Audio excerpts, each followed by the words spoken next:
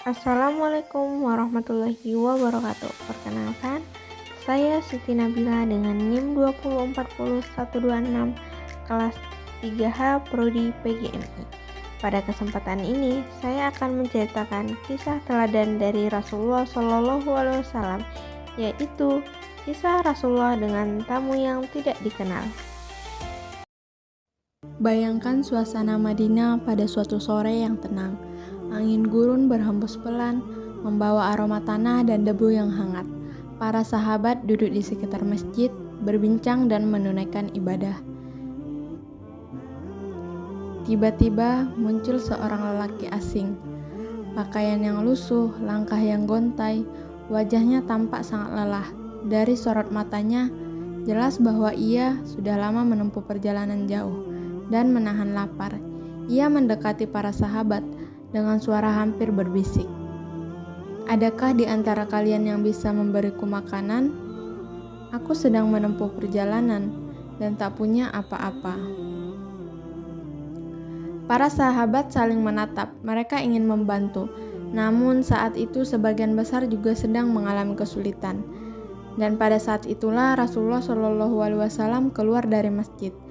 Beliau melihat lelaki itu, lalu tersenyum. Senyum lembut yang bisa menenangkan hati siapapun. Rasulullah mendekat dan berkata dengan suara penuh kasih, "Mari ikut aku, engkau adalah tamuku hari ini." Rasulullah membawa lelaki itu ke rumahnya.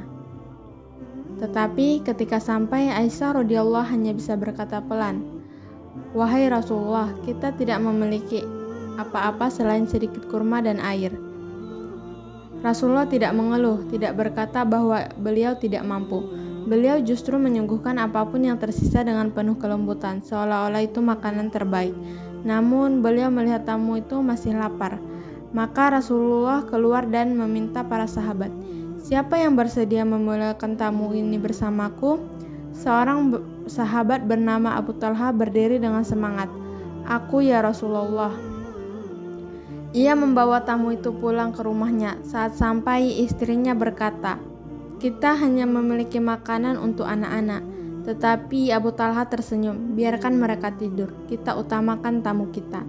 Mereka mematikan lampu agar tamu itu merasa nyaman, lalu pura-pura ikut makan, padahal hanya tamu itu yang benar-benar makan malam itu. Keesokan paginya, Rasulullah tersenyum kepada Abu Talha dan berkata, "Allah kagum dengan apa yang kalian lakukan malam tadi." Dan turunlah firman Allah dalam Quran Surah Al-Hasyr ayat 9 yang memuji orang-orang yang mengutamakan tamunya meski dalam kesulitan. Kisah ini bukan sekadar tentang memberi makanan. Ini tentang hati yang tulus, akhlak yang lembut, dan kepedulian tanpa syarat.